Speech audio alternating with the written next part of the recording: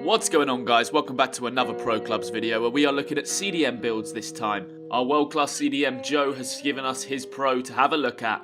Let's take a look at some highlights from our QPR esports series to see how he plays. Well done, Joe. Well done, Joe. I tried a lot, lads.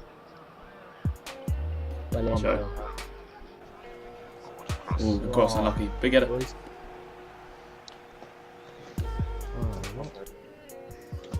Well done, Joe.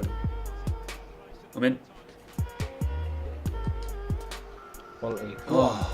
So only some brief highlights from our QPR series. You'll find a link to that in the top right hand corner. The first ever UK team to become a professional esports side. And we have the whole thing on YouTube. So Joe plays 6'1", CDM of course, and 180 pounds. And as you saw from those clips, he's pretty damn good in CDM. Those highlights are just from a couple of games, but if you've been following the channel, you will know Joe as he's played multiple seasons in the VFL with us. The guys won the Premiership without losing, the Championship and the FA Cup without losing, and now into the third season unbeaten, going for that title. We are unbeaten, of course, in our Liverpool series. And the role of a CDM is obviously to maintain possession. As long as you can keep the ball going forward to your attackers and break up counter-attacks in passing lanes, you are doing something right. Joe's also mentioned that this build gives him a good balance of speed, strength, agility, and the long shots are fairly OP as well. CDM may be one of the only positions you need stamina in this game, as it allows you to track back later on in games and break up attacks. Goes without saying that obviously in a defensive midfield position, you're going to want most of the defending traits, if not all of them on, and Joe has gone with the latter. Now, of course, being in midfield, and once you do make those interceptions, you're going to want to be able to get out of tight situations. So he's got all of the dribbling traits on and selected as well. You've got 110 skill points to choose from.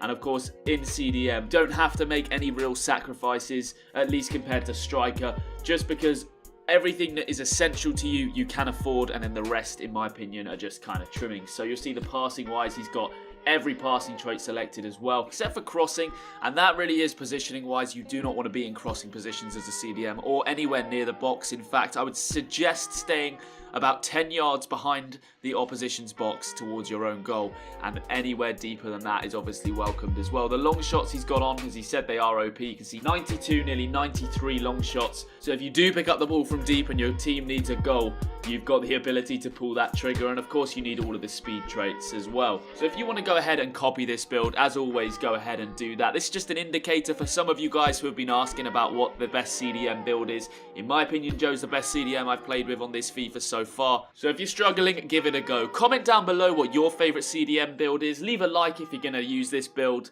and I will see you next time. Is that you, yeah?